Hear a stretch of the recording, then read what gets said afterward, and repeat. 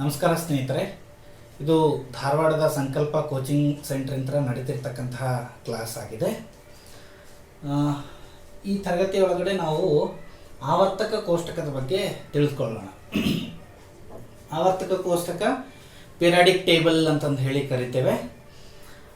ನಾವು ಈಗ ಓದ್ತಾ ಇರ್ತಕ್ಕಂತಹ ಪಿರಿಯಾಡಿಕ್ ಟೇಬಲ್ಗಿಂತ ಮುಂಚೆ ಬಹಳಷ್ಟು ಚೇಂಜಸ್ ಆಗಿದ್ದಾವೆ. ಅವು ಏನೇನು ಅನ್ನೋದು 1800ನೇ ಇಸ್ವಿಯಿಂದನೂ ಆವರ್ತಕ ಕೋಷ್ಟಕದ ತಯಾರಿ ನಡೀತಾ ಹೋಗಿದೆ.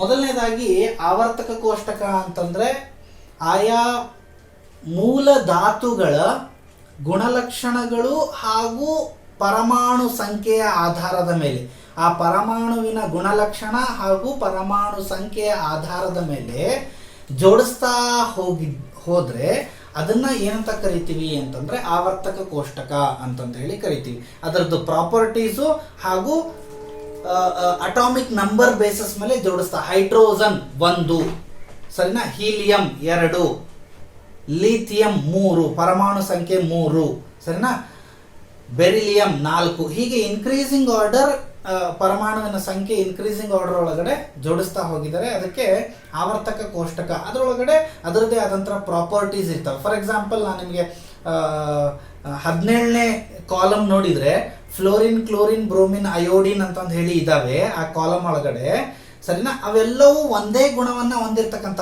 ಹೈ ಎಲೆಕ್ಟ್ರೋನೆಗೆಟಿವಿಟಿ, ಅವೆಲ್ಲವೂ ಮತ್ತು ಭಾಳ ಡೆಪ್ತ್ ಕೆಮಿಸ್ಟ್ರಿ ಹೋಗ್ತದೆ. ನಾನು ಅದನ್ನು ಹೇಳ್ತಾ ಕೊಡೋದಿಲ್ಲ. ಆ ಸೀರೀಸ್ ಒಳಗಡೆ ಏನು ಬರ್ತಾವಲ್ಲ, ಆ ಕಾಲಮ್ ಒಳಗಡೆ ಏನು ಬರ್ತಾವಲ್ಲ, ಅವು ಆಲ್ಮೋಸ್ಟ್ ಸೇಮ್ ಪ್ರಾಪರ್ಟಿ ಇರ್ತವೆ. ಆ ಥರ ಆವರ್ತಕ ಕೋಷ್ಟಕವನ್ನು ಜೋಡಿಸ್ತಾ ಹೋಗಿದ್ದಾರೆ. ಸೊ 1800ನೇ ಇಸ್ವಿ ಒಳಗಡೆ ನಮಗೆ ಆಲ್ರೆಡಿ ನಮ್ಮ ಕಡೆ 31 ಎಲಿಮೆಂಟ್ಸ್ ಇದ್ವು, 31 ಮೂಲ ವಸ್ತುಗಳು ಆಲ್ರೆಡಿ ಐಡೆಂಟಿಫೈ ಮಾಡಿದ್ರು. ಆದರೆ ಒಂದು ಪರ್ಟಿಕ್ಯುಲರ್ ಆರ್ಡರ್ ಒಳಗಡೆ ಅವನ್ನ ಜೋಡಿಸಿರಲಿಲ್ಲ, ಸರಿನಾ.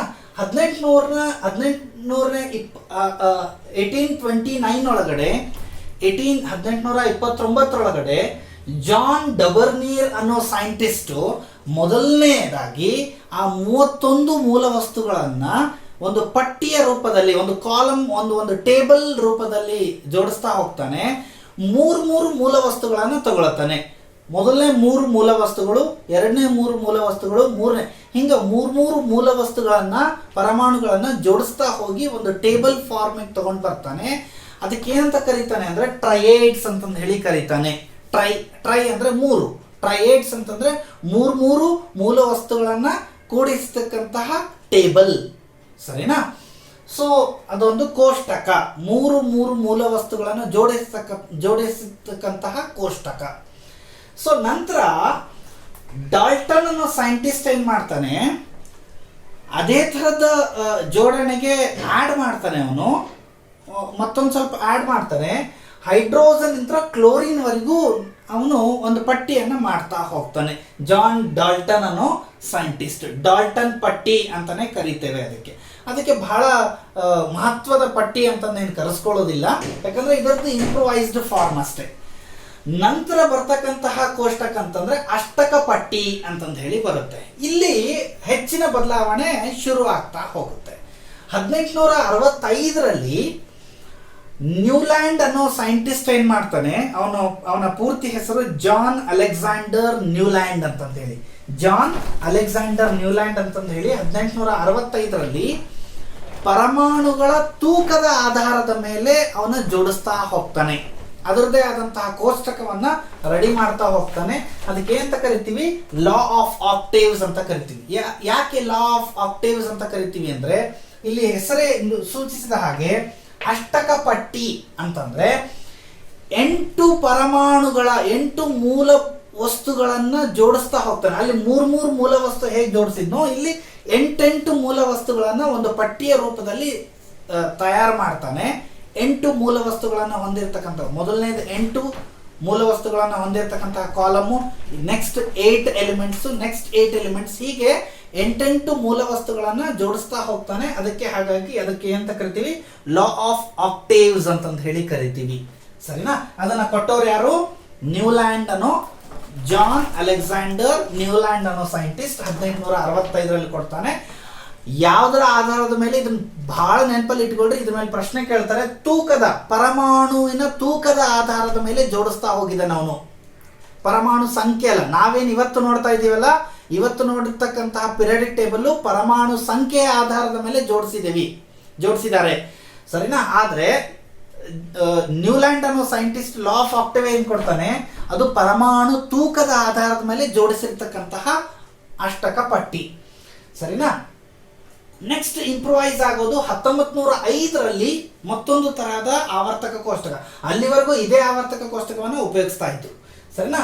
ಮೆಂಡಲೀವ್ ಅನ್ನೋ ಸೈಂಟಿಸ್ಟು ಬಹಳ ಮೇಜರ್ ಚೇಂಜಸ್ ಇಲ್ಲಿ ತಗೊಂಡು ಬರ್ತಾನೆ. ಆದರೆ ಡ್ರಾಬ್ಯಾಕ್ ಏನು ಅಂತಂದ್ರೆ, ಮೆಂಡಲೀವ್ ಸಹ ಪರಮಾಣುವಿನ ತೂಕದ ಆಧಾರದ ಮೇಲೆನೆ ಕೊಡ್ತಾನೆ. ಪರಮಾಣುವಿನ ತೂಕದ ಆಧಾರದ ಮೇಲೆ ಯಾಕೆ ನಮಗೆ ಒಪ್ಕೊಳ್ಳಿಕ್ಕೆ ಆಗೋದಿಲ್ಲ ಅಂತಂದ್ರೆ, ಪರಮಾಣುವಿನ ತೂಕ ಹಾಗೂ ಅದರ ಆ ಪರಮಾಣುವಿನ ಗುಣಲಕ್ಷಣಗಳು ಬೇರೆ ಬೇರೆ ಇರ್ತವೆ. ನಾವೇನು ಇವತ್ತು ನೋಡ್ತಾ ಇದ್ದೀವಲ್ಲ, ಗುಣಲಕ್ಷಣಗಳು ಒಂದೇ ಇರ್ತವೆ, ಹಾಗೂ ಅದರ increasing order, right, increasing order of atomic number, ಪರಮಾಣು ಸಂಖ್ಯೆಯ ಇನ್ಕ್ರೀಸಿಂಗ್ ಆರ್ಡರ್ ಆಧಾರದ ಮೇಲೆ ನೋಡ್ತೀವಿ. ಅಲ್ಲಿ ಗುಣಲಕ್ಷಣಗಳನ್ನ ನೋಡಿರಲಿಲ್ಲ ಸೈಂಟಿಸ್ಟ್. ಯಾವುದರ ಆಧಾರದ ಮೇಲೆ ನೋಡಿದ್ರು, ಪರಮಾಣುವಿನ ತೂಕದ ಆಧಾರದ ಮೇಲೆ ಅವರು ರೆಡಿ ಮಾಡ್ತಾ ಹೋಗಿದ್ರು. ಸೊ ಮೆಂಡಲೀವ್ ಅನ್ನೋ ಸೈಂಟಿಸ್ಟು 1905ರಲ್ಲಿ 63 ಮೂಲ ವಸ್ತುಗಳನ್ನು ಹೊಂದಿರತಕ್ಕಂತಹ ಪಟ್ಟಿಯನ್ನು ಕೊಡ್ತಾನೆ. 63 ಮೂಲ ವಸ್ತುಗಳನ್ನು ಹೊಂದಿರತಕ್ಕಂತಹ ಪಟ್ಟಿ ಪರಮಾಣುವಿನ ತೂಕದ ಆಧಾರದ ಮೇಲೆ. ಅಂಡ್ ಕೊನೆಯದಾಗಿ ಹೆನ್ರಿ ಮೋಸ್ಲೆ ಅನ್ನೋ ಸೈಂಟಿಸ್ಟ್ ಏನ್ ಮಾಡ್ತಾನೆ, ಹೊಸ ಆಧುನಿಕ ಆವರ್ತಕ ಕೋಷ್ಟಕವನ್ನ ಕೊಡ್ತಾನೆ. ಅದರೊಳಗಡೆ 94 ಮೂಲ ವಸ್ತುಗಳನ್ನು ಹೊಂದಿರತಕ್ಕಂತಹ ಆವರ್ತಕ ಕೋಷ್ಟ ಅದಾಗಿರುತ್ತೆ. 94 ಮೂಲ ವಸ್ತುಗಳನ್ನು ಹೊಂದಿರತಕ್ಕಂತಹ ಆವರ್ತಕ ಕೋಷ್ಟಕವನ್ನು ಕೊಟ್ಟವನು ಹೆನ್ರಿ ಮೋಸ್ಲೆ. ಇವನೇನ್ ಮಾಡ್ತಾನೆ ಅಂತಂದ್ರೆ, ಆಯಾ ಪರಮಾಣುಗಳ ಗುಣಲಕ್ಷಣಗಳು ಹಾಗೂ ಪರಮಾಣುವಿನ ಸಂಖ್ಯೆಯ ಆಧಾರದ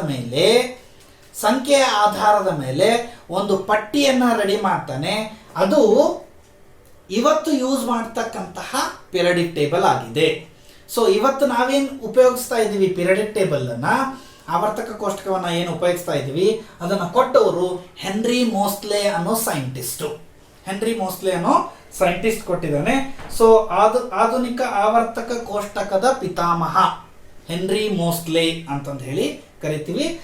94 ಮೂಲ ವಸ್ತುಗಳನ್ನು ಹೊಂದಿರತಕ್ಕಂತಹ ಆವರ್ತಕ ಕೋಷ್ಟಕ.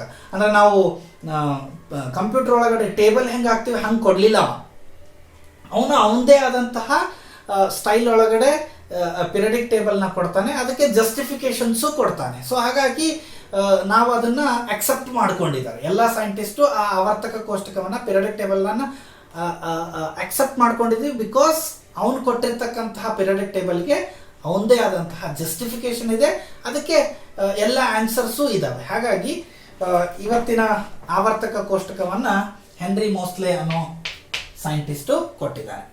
ಅದರೊಳಗಡೆ ಅದರದೇ ಆದಂತಹ ಪಿರಿಯಡ್ ಅಂಡ್ ಗ್ರೂಪ್ಸ್ ಅಂತಂದು ಹೇಳಿ ಕ್ಲಾಸಿಫೈ ಮಾಡಿದ್ದಾನೆ ಅವನು, ರೈಟ್. ಅವು ಏನೇನು ಅನ್ನೋದನ್ನ ಹೇಳ್ತೀನಿ.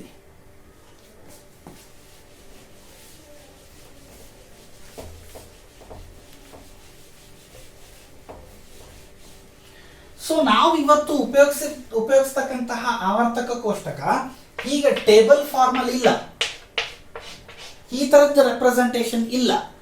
ಆವರ್ತಕ ಕೋಷ್ಟಕ ಟೇಬಲ್ ಹೇಗಿದೆ ಅಂತಂದ್ರೆ,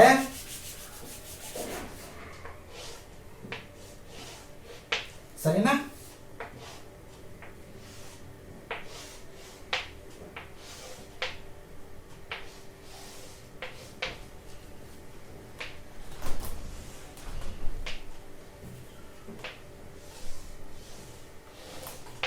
ಈ ಥರದ ಆವರ್ತಕ ಕೋಷ್ಟಕ ನಾವು ಉಪಯೋಗಿಸ್ತಾ ಇದ್ದೀವಿ, ಸರಿನಾ. ನೀವು ನಾನು ಅವತ್ತೇ ಹೇಳಿದ್ದೀನಿ,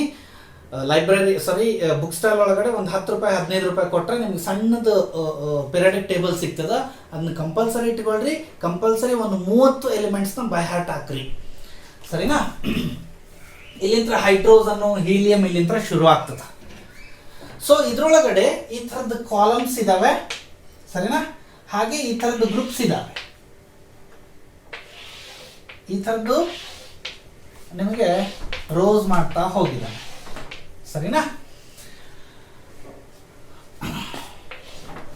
ನಾನು ಸುಮ್ಮನೆ exact number of column, exact number of rose ಹಾಕ್ತಾ ಇಲ್ಲ. ನಾನು ನಿಮಗೆ ಜಸ್ಟ್ ರೆಪ್ರೆಸೆಂಟ್ ಮಾಡ್ಲಿಕ್ಕೆ ಈ ಥರದ್ದು ಪಿರಿಯಾಡಿಕ್ ಟೇಬಲ್ ಹಾಕ್ತಾ ಇದ್ದೇನೆ. ಇದರೊಳಗಡೆ ನಮಗೆ ಅಡ್ಡ ಸಾಲುಗಳು ಅಂದ್ರೆ ಹಾರಿಜಾಂಟಲ್ ರೋಸ್ ಅಂತ ಏನು ಬಂದಿದಲ್ಲ, ಅಡ್ಡ ಸಾಲುಗಳು ಬಂದಿದಾವಲ್ಲ, ಈ ಅಡ್ಡ ಸಾಲುಗಳು ಎಷ್ಟಿದಾವೆ ಅಂತಂದ್ರೆ 7 ಅಡ್ಡ ಸಾಲುಗಳಿವೆ ಪಿರಿಯಾಡಿಕ್ ಟೇಬಲ್ ಒಳಗಡೆ. ಇವತ್ತಿನ ಆಧುನಿಕ ಪಿರಿಯಾಡಿಕ್ ಟೇಬಲ್ ಒಳಗಡೆ ಇರ್ತಕ್ಕಂಥದ್ದು 7 ಅಡ್ಡ ಸಾಲುಗಳು ಅಂತಂದ್ರೆ ಹಾರಿಜಾಂಟಲ್ ರೋಸ್ ಇದಾವೆ. ಅದಕ್ಕೆ ಏನಂತ ಕರಿತೀವಿ? ಪಿರಿಯಡ್ಸ್ ಅಂತ ಹೇಳಿ ಕರಿತೀವಿ. ಪಿರಿಯಡ್ಸ್ ಅಂತ ಹೇಳಿ ಕರಿತೀವಿ. How many periods are there in periodic table? 7 periods.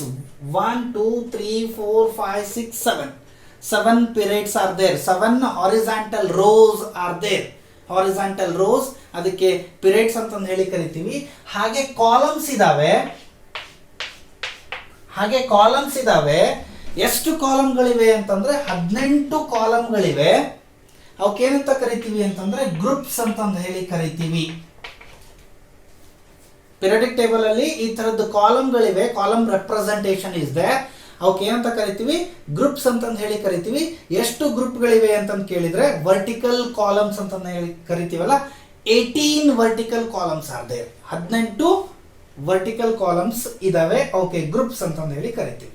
So ಆವರ್ತಕ ಕೋಷ್ಟಕದ ಜನಕ ಅಂತ ಕೇಳಿದ್ರೆ ಮೆಂಡಲೀವ್, ರಷ್ಯಾ ದೇಶದವನು ಇವನು. ಮೆಂಡಲೀವ್ ಅನ್ನ ಆವರ್ತಕ ಕೋಷ್ಟಕದ ಜನಕ. ನಾ ಆವಾಗಲೇ ಹೇಳಿದ್ನಲ್ಲ, ಮೆಂಡಲೀವ್ ಕೊಟ್ಟಿರ್ತಕ್ಕಂತಹ ಆವರ್ತಕ ಕೋಷ್ಟಕದ ನಂತರ ಬಹಳಷ್ಟು ಚೇಂಜಸ್ ಆಗ್ತವೆ, ಬದಲಾವಣೆಗಳು ಶುರುವಾಗೋದು ಅಲ್ಲಿಂತ್ರನೇ. ಅವನು ಇಂಪಾರ್ಟೆಂಟ್ ಪಿರಿಯಾಡಿಕ್ ಟೇಬಲ್ ಅನ್ನು ರೆಪ್ರೆಸೆಂಟೇಷನ್ ಕೊಡ್ತಾನೆ. ಹಾಗಾಗಿ ಆವರ್ತಕ ಕೋಷ್ಟಕದ ಜನಕ ಮೆಂಡಲೀವ್ ಅಂತಂದು ಹೇಳಿ ಕರಿತೀವಿ. ಆವರ್ತಕ ಕೋಷ್ಟಕದ ಒಟ್ಟು ಮೂಲ ವಸ್ತುಗಳು, ಆವರ್ತಕ ಕೋಷ್ಟಕದಲ್ಲಿ ಇರ್ತಕ್ಕಂತಹ ಒಟ್ಟು ಮೂಲ ವಸ್ತುಗಳು 118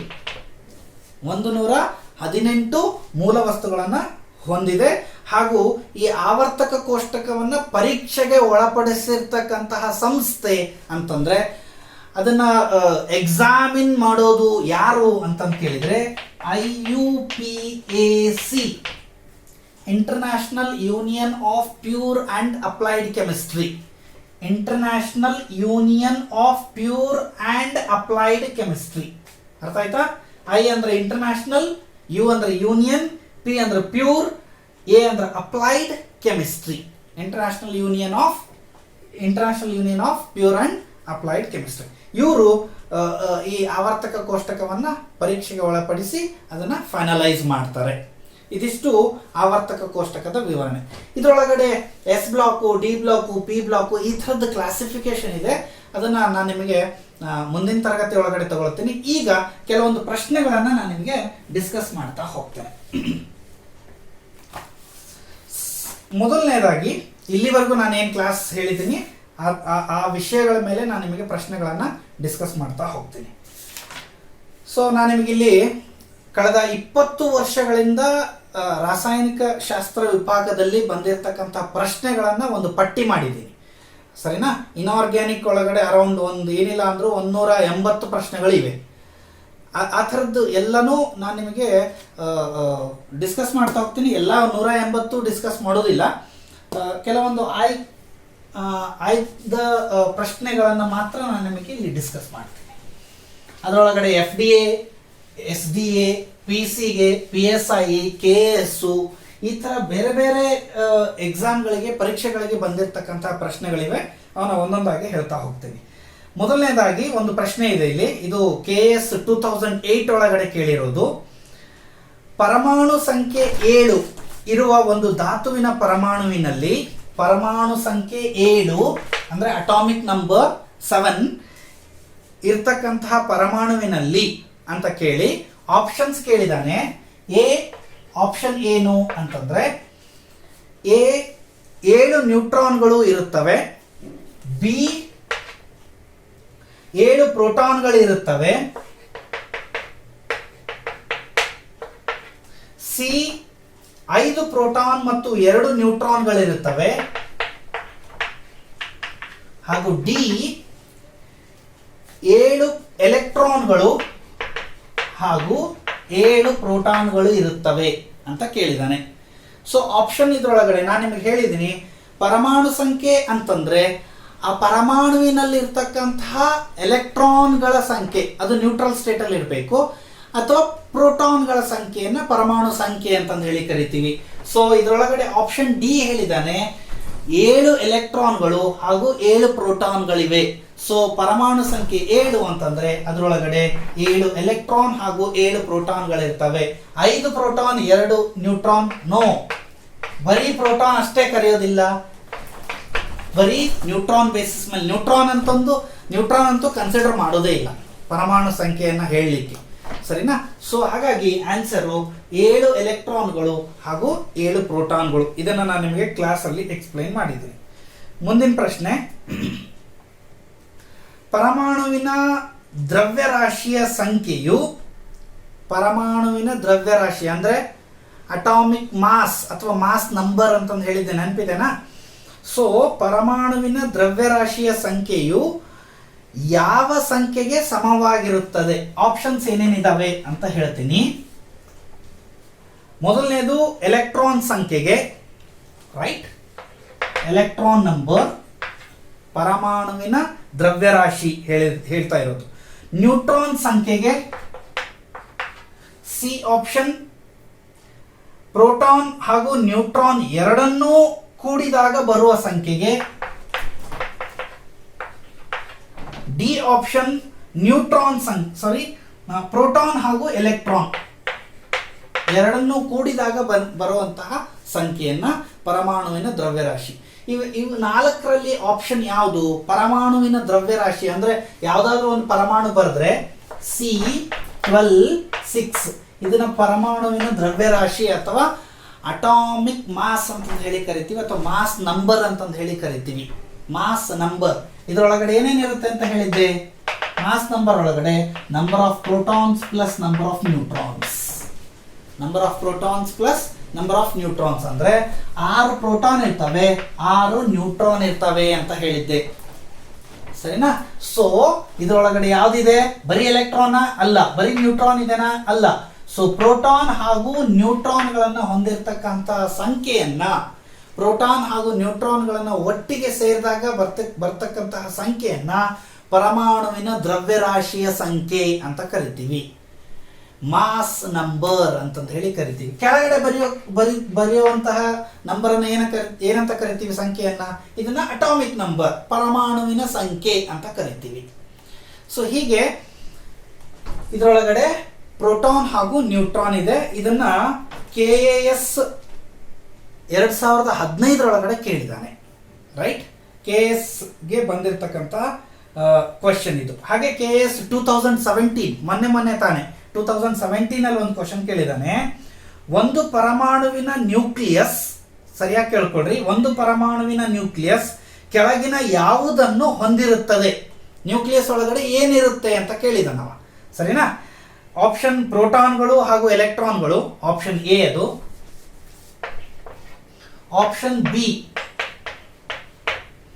ಆಪ್ಷನ್ ಬಿ ಏನಪ್ಪಾ ಅಂತಂದ್ರೆ ಪ್ರೋಟಾನ್ಗಳು ಹಾಗೂ ನ್ಯೂಟ್ರಾನ್ಗಳು. ಆಪ್ಷನ್ ಸಿ ನ್ಯೂಟ್ರಾನ್ ಹಾಗೂ ಎಲೆಕ್ಟ್ರಾನ್ ಅಂತ ಕೇಳಿದಾನೆ. ಆಪ್ಷನ್ ಡಿ ನ್ಯೂಟ್ರಾನ್ಗಳು ಮಾತ್ರ, ಓನ್ಲಿ ನ್ಯೂಟ್ರಾನ್. ಸೊ ನ್ಯೂಕ್ಲಿಯಸ್ ಒಳಗಡೆ ಪರಮಾಣುವಿನ ಕೇಂದ್ರ ಬಿಂದುವಿನೊಳಗಡೆ ಏನಿರ್ತವೆ? ಪ್ರೋಟಾನ್ ಹಾಗೂ ನ್ಯೂಟ್ರಾನ್. ಸೊ ಮೊನ್ನೆ ತಾನೇ ಕೇಳಿರೋದು KAS 2017 ಒಳಗಡೆ ಕೇಳಿರ್ತಕ್ಕಂತಹ ಪ್ರಶ್ನೆ. ಹೀಗೆ ಈ ತರದ ಪ್ರಶ್ನೆಗಳು ಇವೆ. ಮುಂದಿನ ತರಗತಿ ಒಳಗಡೆ ಮತ್ತೊಂದು ಸ್ವಲ್ಪ ಪ್ರಶ್ನೆಗಳನ್ನ ತಗೊಂಡು ಮುಂದೆ ನಾನು ನಿಮಗೆ ಆವರ್ತಕ ಕೋಷ್ಟಕದ ವಿಭಾಗಗಳನ್ನ ಎಕ್ಸ್ಪ್ಲೇನ್ ಮಾಡ್ತಾ ಹೋಗ್ತೀನಿ. ಧನ್ಯವಾದಗಳು.